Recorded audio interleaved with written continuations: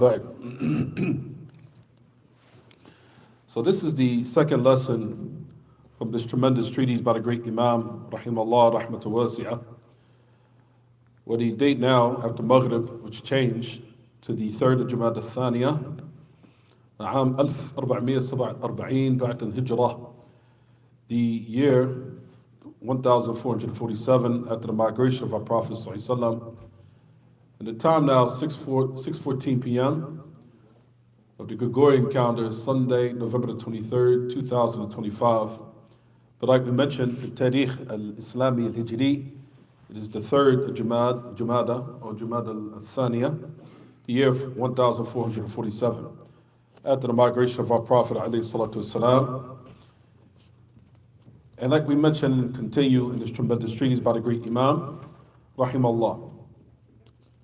And like we mentioned, everyone, that these principles are the utmost importance for the Muslims to educate themselves, because you'll find that why the barakah of this great Imam and his Rasail was treaties, was minor, small treaties, you'll find that they're very summarized.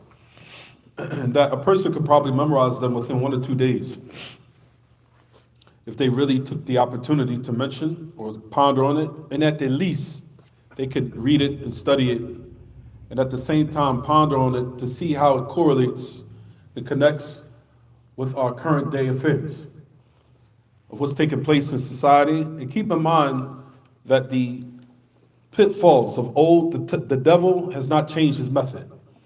The shaitan had the same method during the time before the first Rasul, the first messenger to humanity at that time, or to his people at that time, Prophet Nuh alayhi salatu wasalam. The trap of the devil is the same then, it's the same now. Hasn't changed. It's the same exact methods. What does the shaitan capitalize, as we mentioned in the last class? He capitalizes upon the people's emotions. He heightens their emotions. And what did he utilize to heighten their emotions with? Pictures and images. That's what happened with Prophet Nuh, alayhi salatu wasalam, before he was sent, before the advent of his messengership, before. The shaitan capitalized to focus on heightening the people's emotions by using images and pictures and statues to remind the people of righteous individuals, heighten their emotions, and then allow their emotions to surpass the limits that Allah has set, to misuse their emotions, to misuse it. So shaitan utilized weapons to heighten it so the people can utilize their emotions in its improper place. Nobody say you don't have to be human. You could be human. There's nothing wrong in feeling and having emotions. Everybody has feelings and emotions, something that Allah has instilled in all of us. The issue and the problem is when it surpasses its limits. If you notice in our religion, Allah has given us certain days to when somebody dies in your family. Notice our religion is so perfect, it tells you how long you can feel remorse and give you a time to cry. Even a woman, same thing. If you look in our religion, Allah subhanahu wa ta'ala gives her a limit. You lose your loved one, this is the set time for it. But then now you have to move on. You have to move on and continue to strive. To let you know that our emotions has its what? Its set parameters and limits. They're not supposed to be utilized to now go against Allah's religion. Now you're transgressing the limits with your emotions. And that's what you'll find, that a lot of the Muslims are what? Falling into these days. They're letting the shaitan heighten their emotions until their emotions are utilized to go against the religion of Allah subhanahu wa ta'ala. So in those instances, as we said, everyone, the methods of the devil back then, as we said, what was the first thing? Utilizing the people's emotions against them, using pictures and images and statues. And then what was the third again? Nisyan al-ilm. Notice it says in the narration, when the knowledge became forgotten about, the proper knowledge, meaning to guide the people, to teach them what to do in these type of affairs where tragedies do happen, or affairs in life goes left, what to do, how to conduct properly. So that was connected with what? Knowledge. Same method of today. The people's emotions are used. What else? Images and pictures are used. And what's the third? The people are being warned against the proper people knowledge. So the improper people are embraced as trustworthy. You understand? Whereas the proper people are being outcast as if they're evil. So again, how many times we've been repeating the scales have been what? Switching these days. The same methods of old are the same methods of what? Today. It hasn't changed. The shaitan uses the same tactics. He capitalizes on going to the people, using their emotions, using their intellects, using their minds to oppose Allah and His Messenger, using all your faculties to oppose Allah and His Messenger, such as using your aql, using your intellect, using your intelligence, using your emotions, using your dreams, using what you feel, to the end of the nonsense, in order to oppose Allah and His Messenger in the revelation. And you'll find that every misguided sect utilizes those tools as weapons to oppose the revelation. Then again, like we said, pictures and images, what are utilized for Israel right now. What do they do to heighten and stir up the people's emotions? They use the what? They use the videos. Look how many children have been killed. Oh! We know that's wrong, but these affairs are utilized to heighten your emotions, to misuse them until you fall into something worse. In addition to the last part, then the people who's giving you the proper medicine to deal with it, what's going on? They warn you against, oh, don't listen to, what's the same thing they say? Don't listen to those Wahhabis. Don't listen to those Wahhabis. They don't care. Yes, they do care. They're calling you back to Kitab and Sunnah to deal with it right, in a manner that Allah will bless the method. That Allah will bless the method. It's not the fact that we have a solution. We want a solution that's what everyone, blessed by Allah. That's the issue that the Muslims don't care about. Oh, just use any method as long as it works. Yeah, what are you talking about? That's crazy. You want to use a method that Allah is angry with? And Allah won't bless, and as a result of it, it'll make matters worse? Doesn't make any sense. So you'll find now that same thing I mentioned now is the same principle he's talking about now.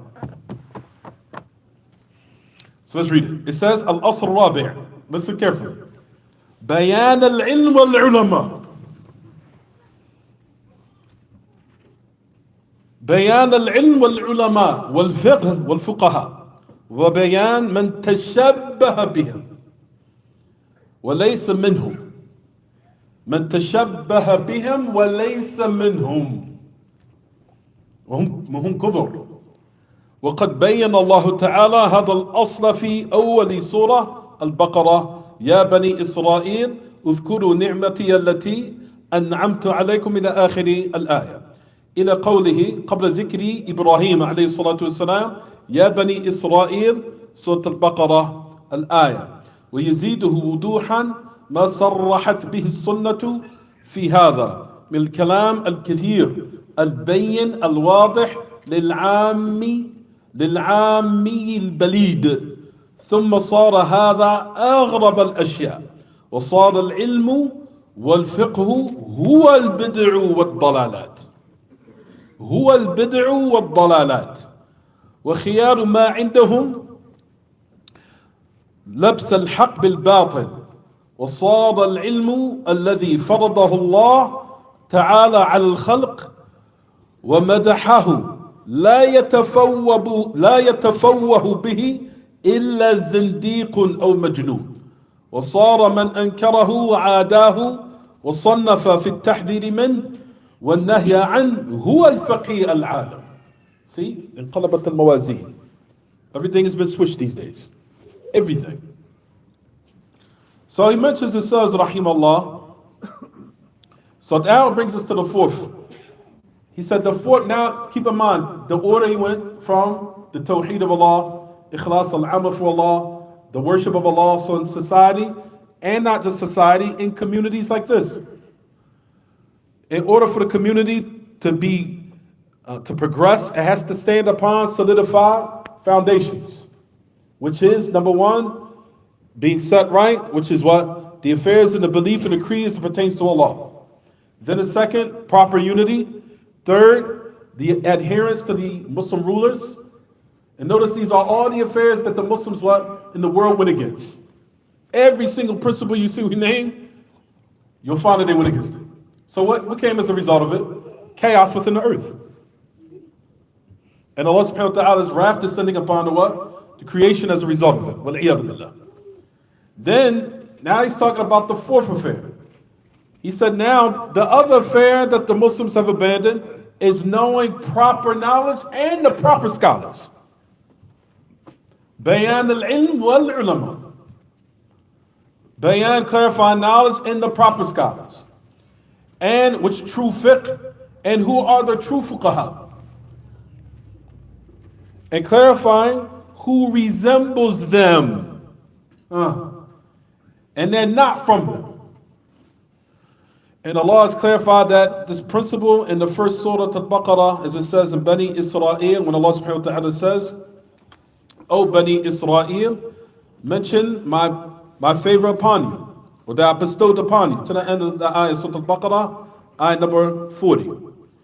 He says, until Allah subhanahu wa ta'ala mentioned the statement, before the mention of Ibrahim alayhi salatu wasalam, O Bani Israel, Al-Baqarah, ayah number 221, Al-Ayah. Then the great Imam continues to say, what increases it in clarity is what the Sunnah also clarified and made clear and frank. In this, from a lot of speech in the Kitab and Sunnah, meaning from the narrations of our Prophet sallallahu alaihi wasallam. There are al-bayin al-wadih that are very, very explicit in its clarity. Very explicit in its what? In its clarity. For one who's a kamaphobe, who does not have the highest of intelligence. Al-balid, meaning it's simple.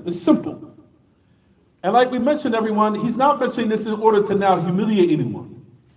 He's actually saying that this affair in which a person might not be the highest educated. But if he understands these points, you are better than the individual who has so-called high intelligence, and his intelligence is being misguided. And how many people do we know like this? We know people who Allah might have granted them some form of intelligence, but their intelligence is a form of them misguiding them, because they receive no tawfiq of Allah in the most simplest or simplified of matters in which they do need to know.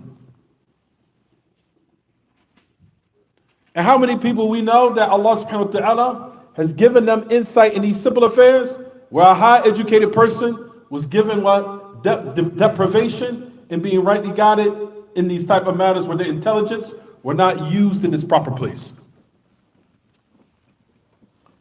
So he's saying here that these matters are what? Al-Ammi al-Balid. He said, then the affair became the most strangest of things. Where the ilm and the fiqh, meaning proper knowledge in its people, it became switch, where that affair actually became bid'ah. Meaning the person that's disseminating proper knowledge, that what that person is calling to, that's bid'ah. And that's misguidance. Meaning, what the people say upon the tongues, I'm sure everyone hears it in this room, all over the line, Wahhabis, yeah. The people that's called to the proper guidance of the religion, he's deemed to be what? That's innovation.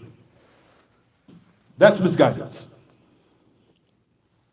He says, and the best from amongst them, وَخِيَارْ مَا عِنْدَهُمْ, he said, relatively speaking, is dressing the truth with falsehood. Dressing the truth with falsehood. Until the knowledge of which Allah made mandatory upon the creation, and Allah praised it, he said it's to the point where the person who utters it, that he's accused of being a heretic or he's crazy. So the person now that calls to what we're discussing here, similar, inshallah, may Allah subhanahu wa ta'ala make us all like them. Somebody like me, you're a zindiq. Oh yeah, that's another one. They'll call you madkhali. He's madkhali. He's Wahhabi. Not realizing that this affair, similar to the time of old, those who followed the pure understanding of the religion, based upon the message of Allah, the Sahaba, what did they call them? Hanbali. So in actuality, the person was calling to the pure understanding of Islam to revive the proper religion within the Muslims so they can return back to the old affair, so Allah can restore the honor within them. But what did the Muslims, like we mentioned yesterday, everyone? Not only are the Muslims, not only are they not teaching these affairs, they're making war with it. They're making war with it. So if a person now is making war with the pure Islam, what do you think is going to happen? Absolute destruction. So this is what's taking place in society today, where a person that now calls to the pure understanding of the religion and trying to now bring the Muslims back to that, he's accused of zindaqa. You're a heretic. And he's majnoon. Oh, don't listen to him. وصار من أنكره وعاداه وصنفت في التحذير منه والنهي عنه هو الفقيه العالم. And then the person that now rejects these matters and makes enmity with the correct understanding of the religion of Islam and what the Messenger of Allah brought, and he's bringing treaties and books warning against it and prohibiting it, that's a true faqih and that's a true scholar. If this was in the time during Shaykh Muhammad Abdul-Razzaq, what do you think he would say now today? What do you think he would say? He'd be like, these people, what's really going on here? So the affair has become very catastrophic. It's reached a critical point to something that's almost, if not in Sahih Ta'bir, as they say, critical. It's become very critical these days. So that's the matter which you'll find also, which we'll talk about and touch on a bit. So these are the matters is what to realize what is a true scholar. And these are the affairs that you'll find that the Messenger of Allah Sallallahu Alaihi Wasallam was feared for his ummah more than the Dajjal. You'll find that it comes in the narrations that the Muslims following the improper ulama and educating themselves with the improper knowledge, he was more in fear for the Muslims following them than the Dajjal himself. سأخوف ما أخاف على أمتي من المسيح الدجال وأخوف ما أخاف عليكم من المسيح الدجال قال الأئمة المضلين. What I'm in more fear of you than the Masih al-Dajjal. The Messenger of Allah Sallallahu Alaihi Wasallam said, those ai meaning those who impropers, people of knowledge who will lead you astray. Why did the Messenger of Allah in this narration, everyone, why did he say and specify that they're more in fear, more in danger than the Dajjal? Why, everyone? Now this is a benefit I want everyone to focus on. Only 3 minutes already? What's that? مر الوقت بسرعة. Wow. What's it, 10 minutes for the Iqamah? 10? Right. So, why did the Messenger of Allah have more fear for the Muslims, for the evil scholars that would lead them astray, than the Dajjal? Why? It's rhetorical. I'm going to mention it quickly. The reason why, brothers and sisters, this is the reason. Because when the Dajjal comes, it will be made clear. You'll see on his face, kafara. Kafara. Yarahu kullu mu'min wa mu'mina. As it says in the narration. Every Muslim believer, mu'min and mu'mina, will see it. They'll see on his face, kafara, kafir. They'll see it. So they'll be able to identify that is the what? The Dajjal. In contrast to those evil scholars that'll lead them astray, there's no blatant signs outwardly that you can identify that they're what? They're upon misguidance. So in those instances of people who are ignorant, they're not able to now distinguish between those type of people. Where the Dajjal, he'll have signs physically on him. But in regards to those evil ulama, they will not have any signs physically on them to identify, to say, that's the one, that's it. And we'll talk about now the true one. We'll talk about the true wali, not based upon the people, the tasawwuf. A person wali is not a person that has this big long turban on his head, this big, and all these other matters, and having this type of look to say, oh, he's a wali. We'll talk about that also. How the people are what? Also duped and fooled by certain appearances due to the lack of education. But the affair of what he's saying, why the Messenger of Allah said in the hadith, he's saying that in the instance because, like we said, that the Dajjal will have clear characteristics in which he mentioned and clarified. So you'll be able to identify that is the Masih al-Dajjal. In contrast to those other evil scholars that will lead the Muslims astray, they won't have any physical signs on them that would say kafir or any of those other affairs. That's why the message of Allah was in fear that the Muslims be led astray about them more than what? More than the Masih ad-Dajjal. So in that instance, it says, وَإِنَّمَا أَخَافُ عَلَى أُمَّتِي الْأَئِمَّةَ الْمُضِلِّينَ. Verily I have a fear upon my ummah, al-a'immat al-mudillin. So that's the narration we just mentioned. So that's what you'll find, that a'immat al-dalal, the so-called scholars of misguidance, they will come now very deceitful, which is yalbasun lubus al-ilm. They wear the suit and they come in the form of the ilm. And you'll find that. They'll have a shakl, they'll have a bisht, some of them. We're not talking about the ulama sunnah. But they're also trying to emulate them, to fit in so they can misguide the Muslims, trying to now impersonate them in their appearance.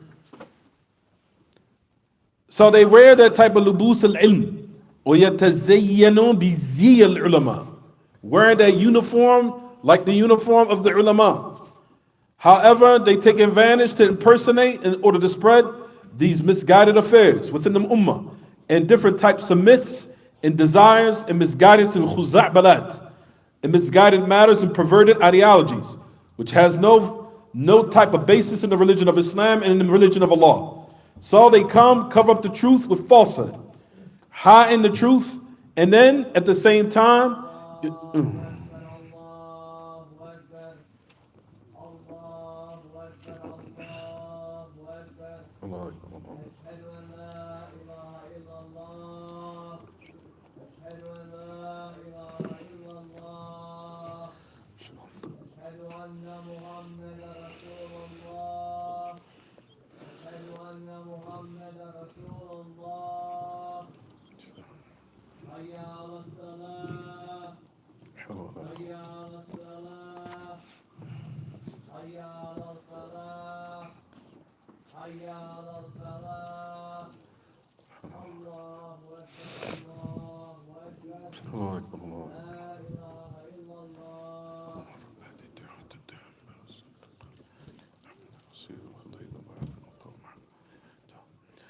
so like we mentioned, everyone, in these days and times, you'll find that there are people that come that impersonate. They have the exact same appearance of what will be an appearance to fool the people and to beguile them, to trick them, and fool them. Because if it was something that was outright incorrect, the people won't listen to them. So now they have to impersonate to bring some type of appearance in order for people to gravitate towards.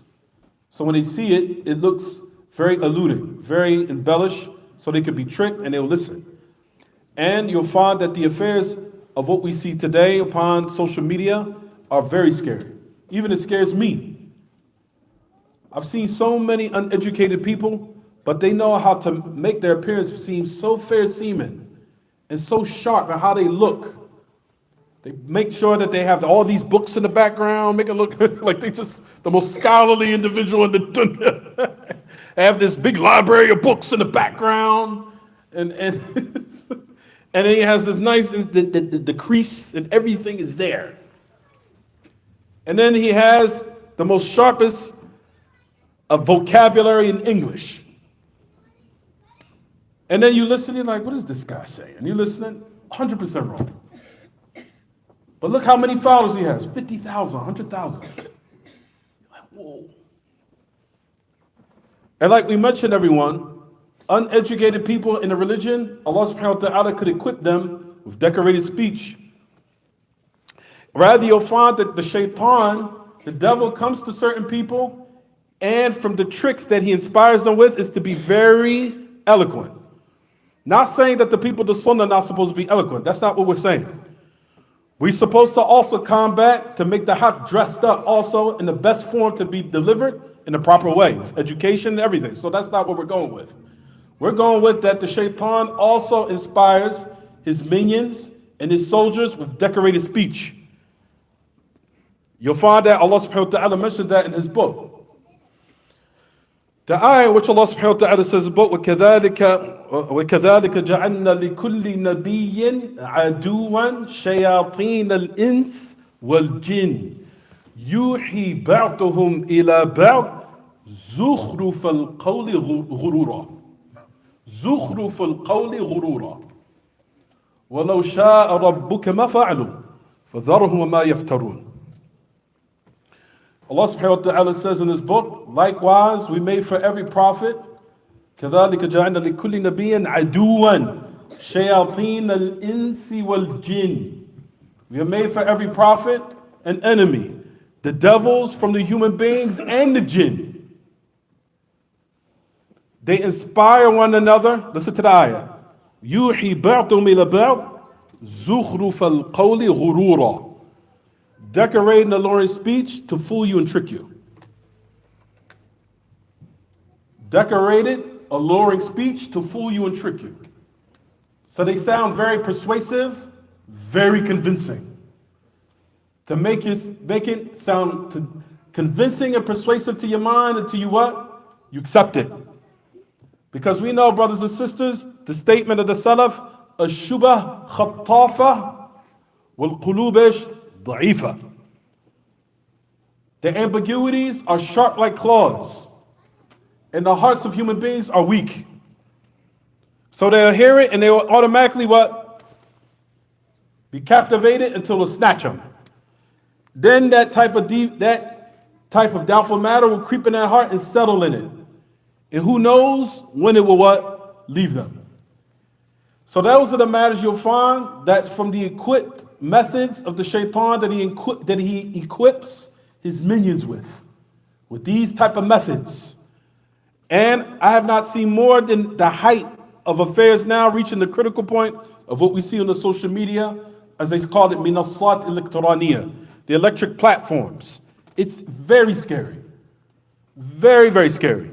And how the people are being tested with people who are calling to the true knowledge and who are truly educated, and how they are being shunned and put in the corner and being marginalized. And they're being shunned. They're being shut up, put a muzzle on their mouth. And they're being made enemies. They're the ones that's fitna makers. They're the ones that are like this. They're a bunch of mushawishun, to the end of the nonsense. And then the people who are truly the ones that's bringing misguidance and opening it up to the ummah to call the people to hell are in abundance now. Open season. Until now, the pictures, the images, the videos are so decorated. It's so captivating. It's scary. So those are the matters you'll find that they utilize, in which, like we said, until the point where people will now come having these good thoughts, and then they will fall as being a farisa or fara'is bayna ha'ula al-mudillun al-mubtilun. They'll be like now being slaughtered, or dahaya, or prey that are being hunted by these misguided people. And you'll find, like we said, there are methods that they either try to use a fabricated hadith of the message of Allah, or they'll use an ayat in the book of Allah, distorting it from its meaning, or they'll use lied, fabricated stories that are lies, or they'll use dreams that I saw in a vision in my dream, or a dream they claim they saw something, or some type of experience they experienced. And other than that, like we said, from the different types of ways and methods that they utilize in order, like we said, to misguide the Muslims, using myths, stories that are all fabricated, and they're all batil. And you'll find from the Turuq al-Sufiya utilizing lies. And I've heard some of them. It's sad, and it makes you laugh at the same time. Like the Kaaba going around me. Like I don't have to make Hajj. بل الحج بل الكعبة هي التي تطوف بي. See how you laugh? But at the same time, you what? It's sad at the same time. There's Muslims out there that believe this nonsense. I make Hajj, I don't have to make Hajj. I can make Hajj in my mind to the point where I think I'm so great that I don't have to make tawaf around the Kaaba. The Kaaba makes tawaf around me. But they say, Sharrul Baliya ma tudhik. The most evil of catastrophic affairs is what makes you what? Laugh. And these affairs makes you laugh, but these are the level of the lowliness of what the Muslims have adopted of pathetic affairs. And they have adopted this nonsense within their community when they need to get these people checked for the doctor for their insanity. You letting this man come to the masjid, we need to check him into what? Get his mental checked. With this nonsense. The Kaaba makes tawaf around you, akhi. Let's take him to the doctor. Something's wrong. But these are the affairs you'll find that have now been what? Have taken over the Muslims. They adopt this nonsense and they believe it, and the people are misguided by the thousands, if not millions, by this nonsense. So these, we've said, everyone, these are the affairs that we were mentioning in regards to this. So the proper knowledge of which the great Imam has identified these affairs by setting a criteria, which is, what is it? That the ilm is, just as Ibn al-Qayyim mentions in his poetry, where he said, rahimallah, al-ilmu, what is ilm? What is true knowledge? قال الله قال رسوله قال الصحابة هم أولو العرفان. That's true knowledge right there, everyone. True knowledge is قال الله قال رسوله قال الصحابة وهم أولو العرفان. ما العلم نصبك للخلاف سفاهة بين الرسول وبين رأي فلان. So what's true knowledge again, O youth, everyone? What Allah, His Messenger, and the Sahaba said. They are the ones that possess true knowledge.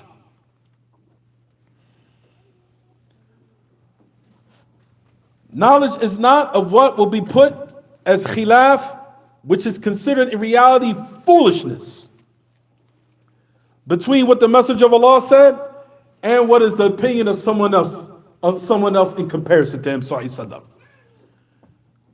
That one qa'idah is putting in perspective what is true what? Knowledge. That the Messenger of Allah's statement takes precedence over who? Everyone. And if their statement goes against his, then it's not recognized. If it goes against his statement, alayhi salatu wasalam. So those are the matters, like we said, in which we wanted to also establish what's true knowledge, to identify who is a true bona fide scholar, to who's just someone who's just saying it, but they're not from them. So that's one of the matters and the criteria that you can use to identify who's a person of true ilm, who's not a person of what? Ilm, or they're muntahil, or they're just mutashabbih. They're resembling or they're impersonating. Another affair, like we mentioned, everyone, of what some of the people, which has harmed the Muslims, the people calling to what they call ilm al-kalam. The affairs of ilm al-kalam, in which we mentioned, which is another affair in which the Muslims had adopted, which is pertaining to their intellect. In that type of matter, if we had some more time, we would discuss. How much time we have? Time to pray. It is time to pray? All right, we'll continue after the salah, inshallah. Continue.